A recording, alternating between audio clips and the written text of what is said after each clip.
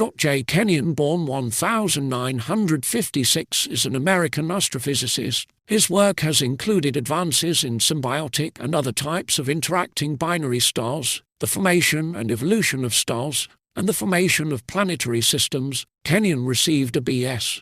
in physics from Arizona State University in 1978 and a Ph.D. in astronomy from the University of Illinois Urbana-Champaign in 1983. His doctoral dissertation is titled The Physical Structure of the Symbiotic Stars and was expanded into a book, The Symbiotic Stars. After postdoctoral work at the Center for Astrophysics, Harvard and Smithsonian, including a CfA Fellowship, he joined the scientific staff at the Smithsonian Astrophysical Observatory. Kenyon is a Fellow of the AAAS, a Fellow of the American Physical Society, and is included in the Web of Knowledge Index of highly cited researchers. Kenyon has worked extensively on symbiotic binary stars. His book, The Symbiotic Stars, was the first to summarize observations and theories for these interacting binaries. The book reviews the general state of knowledge in this field, c. 1984, and contains case histories of well-studied binaries and complete references to all papers published on symbiotic stars before c.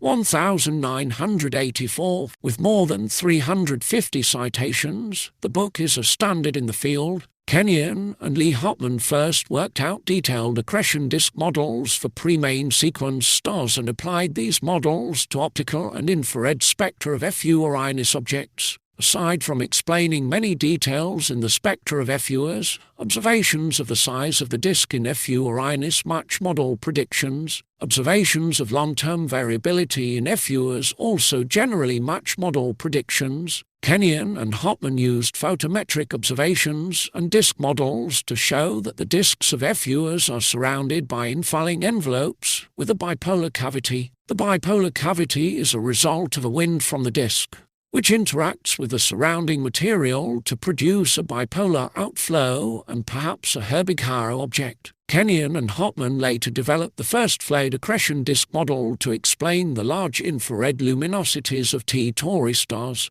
In this model, each concentric annulus of the disk is in hydrostatic equilibrium. The surface of the disk then flays upward like the surface of a shallow bowl. A flayed disk intercepts and re-radiates more light from the central star than a flat disk, producing a larger predicted infrared luminosity, which agrees with observations of T Tauri stars. Theoretical images of edge-on flayed disks look identical to actual images taken with the Hubble Space Telescope, illustrating direct evidence for flayed disks. In 1990, Kenyon, Hopman and Karen and Steve Strom identified the luminosity problem. Protostars in the Taurus-Auriga star-forming region are approximately 10 times less luminous than predicted by star formation theory. In this theory, protostars form by gravitational collapse of a cloud of gas and dust. Over their lifetimes, protostars radiate a total energy comparable to their binding energy. With apparent lifetimes of about 100,000